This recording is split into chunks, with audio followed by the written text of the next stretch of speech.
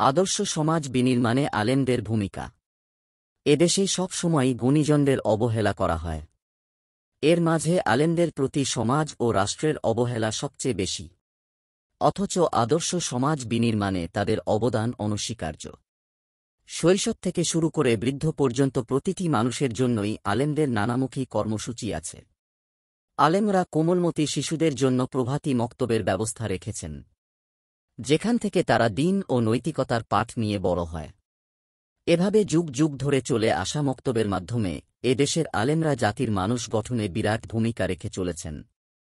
আলেমদের অবদানের কথা বলতে গেলে সবার আগে মসজিদের মিনবর ও মাহফিলের কথা চলে আসে। মিনবর এমন একটি জায়গা, যে জায়গাটি 7 দিন পর পর অনিবার্যভাবে কথা বলে ওঠে। বাংলাদেশে প্রায় 3 লাখ জামে মসজিদ রয়েছে। প্রত্যেক জুমার দিনে একযোগে একই সময়ে 3 লাখ খতিব মুসল্লিদের সামনে দিন, নৈতিকতা এবং সমকালীন সমস্যা ও সম্ভাবনা নিয়ে কথা বলেন। শ্রোতারা নামাজের পাশাপাশি খতিবের আলোচনা শোনার উদ্দেশ্যে অজু গোসল করে পূর্ণ প্রস্তুতি নিয়ে মিম্বরের সামনে উপস্থিত হন। মিম্বর ও মাহফিল থেকে দিনের মৌলিক শিক্ষা তো দেওয়া হয়ই, পাশাপাশি সামাজিক অবক্ষয়, সংকট ও অস্থিরতা তৈরি হলে খতিবরা সে বিষয়েও জনগণকে সতর্ক করেন। দেশে যখন ধর্ষণ বেড়ে যায়, আলেমরা ধর্ষণের ভয়াবহতা, শাস্তি এবং এর ইহকালীন পরকালীন ক্ষতির বিষয়ে যুবকদের সজাগ করেন। দেশে যখন হত্যা, রাহাজানি, যৌতুক, মাদক, দুর্নীতি বেড়ে যায়, আলেমরা স্বতঃস্ফূর্তভাবে সেসব বিষয় নিয়েও সময়োপযোগী আলোচনা উপস্থাপনা করেন। একসময়ের জঘন্য সামাজিক অপরাধ যৌতুককে আজ সবাই ঘৃণা করে। এটা আলেমদের দীর্ঘদিনের ওয়াজনসিহতের ফসল। এদেশে কওমি মাদ্রাসার সংখ্যা প্রায় 30,000। কওমিয়ালিয়া মিলিয়ে সংখ্যাটা 50,000-এর কাছাকাছি। এই মাদ্রাসাগুলোতে প্রায় 50 লাখ শিক্ষার্থী পড়াশোনা করে। অন্যান্য শিক্ষা প্রতিষ্ঠানের পেছনে রাষ্ট্রকে যে বিপুল পরিমাণ অর্থ খরচ করতে হয়, মাদ্রাসার পেছনে তার সিকিভাগও, বিশেষত কওমি মাদ্রাসার পেছনে খরচ করতে হয় না।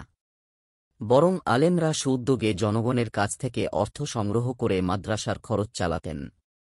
এভাবে রাষ্ট্রের স্বীকৃতি, সহানুভূতি ও সহযোগিতা ছাড়াই আলেমরা কঠোর পরিশ্রমের মাধ্যমে রাষ্ট্রকে সুনাগরিক উপহার দেওয়ার কাজ করে যাচ্ছেন।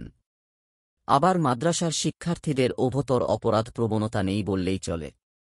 এদেশে প্রতিদিনই নানা ধরনের অপরাধ সংঘটিত হয়।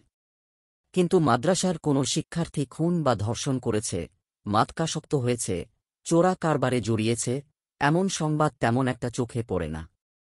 শিক্ষকদের কাছ থেকে পাওয়া দিন ও নৈতিক শিক্ষায় তারা এমনভাবে বেড়ে ওঠে, আলোকিত শিক্ষা তাদের অপরাধ কর্ম থেকে বিরত রাখে।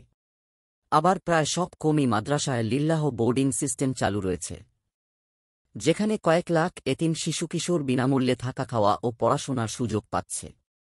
এই সুযোগ যদি না থাকত, তবে ঝরে পড়া এই এতিম শিশুদের অনেকেরই নানা ধরনের অপরাধের সঙ্গে জড়িয়ে পড়ার আশঙ্কা তৈরি হতো।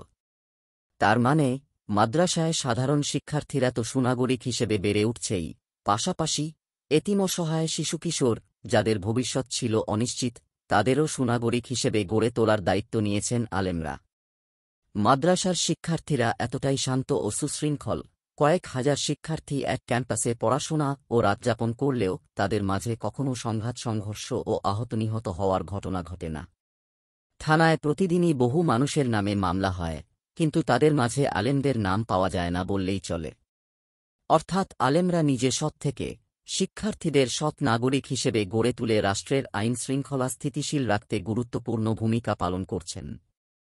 প্রতি বছর এ দেশ থেকে হাজার হাজার কোটি টাকা পাচার হয়। বিপরীতে আলেমদের মাধ্যমে বিদেশ থেকে যে পরিমাণ ডোনেশন আসে, তার সঠিক পরিসংখ্যান জানা গেলে রাষ্ট্রের প্রতি তাদের অবদানের সঠিক চিত্র আমরা দেখতে পেতাম। মানবসেবা ও সামাজিক কাজেও আলেমরা অন্য সবার থেকে এগিয়ে থাকেন। এদেশে যখনই কোনো দুর্যোগ দেখা দেয়, মানবতার সেবায় সবার আগে ঝাঁপিয়ে পড়েন আলেমরা। করোনা মহামারীতে সবাই যখন ঘরবন্দী, তখনও আলেমরা জীবনের ঝুঁকি নিয়ে দেশের বিভিন্ন জায়গায় স্বেচ্ছায় লাশ দাফনের মতো মহামানবিক কাজ করেছেন। শুধু তাই নয়, বন্যা, ঘূর্ণিঝড়সহ যে কোনো ধরনের প্রাকৃতিক দুর্যোগে আলেমদের সামনের সারিতে দেখা যায়। কিন্তু দুঃখের বিষয় হল, সমাজ ও রাষ্ট্রের প্রতি আলেমদের এত অবদান থাকা সত্ত্বেও তাদের অবদান সেভাবে স্বীকার করা হয় না। জুমার মিম্বর থেকে গ্রন্থনা শাব্বির জাদিদ সূত্র বাংলাদেশ প্রতিদিন।